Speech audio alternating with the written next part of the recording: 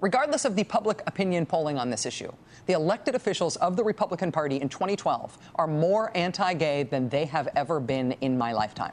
And they have been anti-gay for a really long time.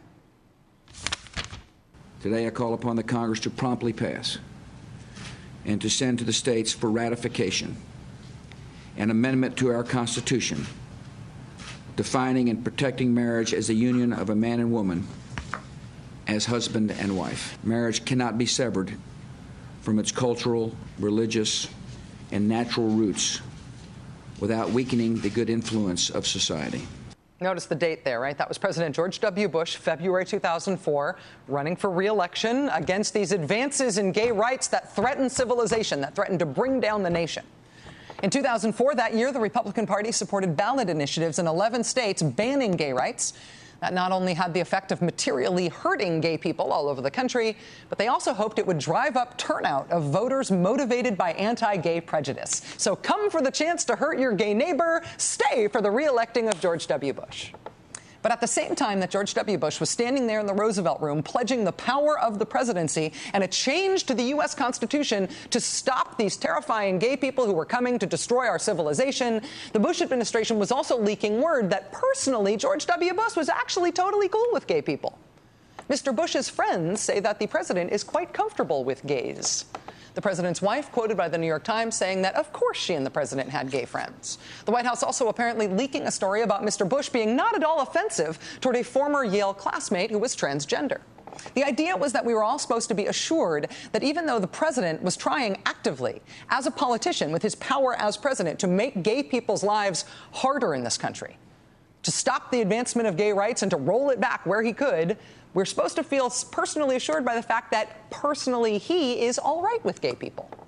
This is a constant in American anti-gay politics, even just in the career of George W. Bush.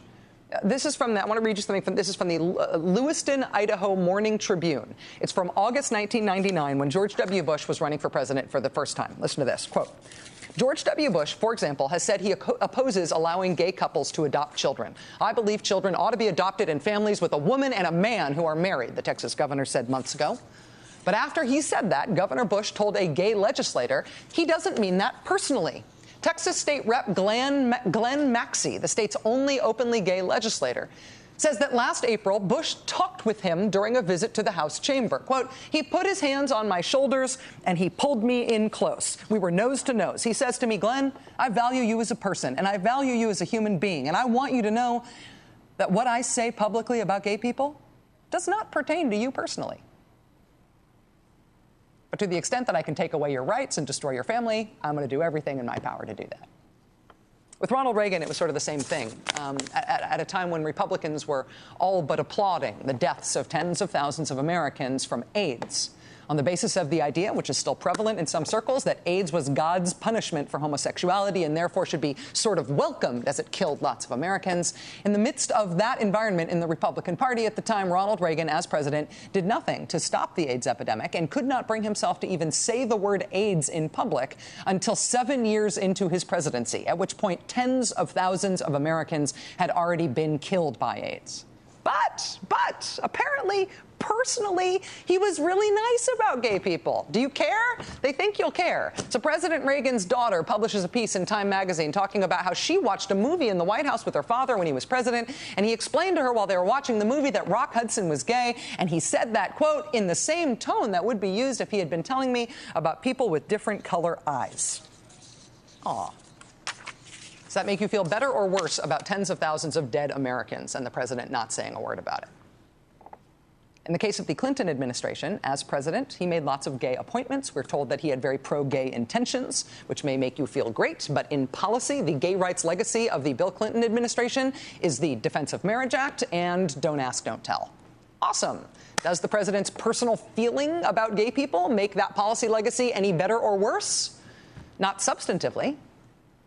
But the connection between personal beliefs and the wielding of political power is a very, very thin connection on this issue. So when George W. Bush writes on page 69 of his memoir, Decision Points, when he pats himself on the back for telling Vice President Dick Cheney that, quote, I could not care less about the sexual orientation of Dick Cheney's daughter, Mary. When he pats himself on the back about that, about how personally tolerant he is, that does not make me feel better about George W. Bush's record as a virulently anti-gay campaigner who got reelected in part on the strength of his commitment to blocking gay rights and making gay people's lives more miserable.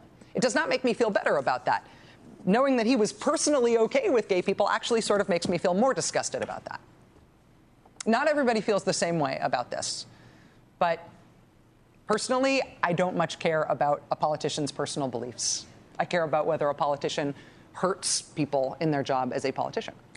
Whether you are using your power to hurt people is the relevant thing, not how you feel about it privately while you're doing that. That's always been my belief on it, personally. The flip side to that, as a matter of principle, is what's going on in the Barack Obama administration. The Barack Obama administration has been very, very, very pro-gay rights. They have pursued at every level policies to improve the lives of gay Americans and to further gay rights. It's not just repealing Don't Ask, Don't Tell. It's expanding federal benefits for the same-sex partners of people who work in the executive branch. It's signing the Hate Crimes Act into law. It's clearing the way for hospital visitation rights for same-sex couples. It's lifting the travel and immigration ban for people living with HIV. It's ordering the Federal Housing Authority to not consider the sexual orientation of people who apply for housing loans. It's expanding the census, even, to make sure that people in same-sex relationships get counted. It's directing U.S. agencies who work with foreign countries to ensure that our humanitarian and diplomatic efforts abroad take into account the rights of gay and lesbian people in those other countries. It's supporting states who are trying to extend marriage rights to same-sex couples. The administration did not always do that. They didn't, for example, do that before the vote on same-sex marriage rights in New York State, but they do that now. They did that before the vote that was lost yesterday in North Carolina. It's taking the huge step of refusing to defend the constitutionality of Bill Clinton's gay rights disaster in the Defense of Marriage Act. If you are in favor of gay rights, the Barack Obama administration has been great on the issue of gay rights, while before today, never saying what the president's personal view is on same-sex couples getting married. We treat presidents like they're celebrities. We are all curious about all of these personal things about them, including who their friends are and what they like in a person and what their prejudices might be. But ultimately, what presidents do is they wield political power. And even before today, that legacy of the first term of the Barack Obama presidency was already clear. Today, he added to that. He added icing to that. The cake was already baked. The legacy was already secure by his actions as president, by what his administration had done. The legacy was also already secure before he took this extra step today. This was something extra.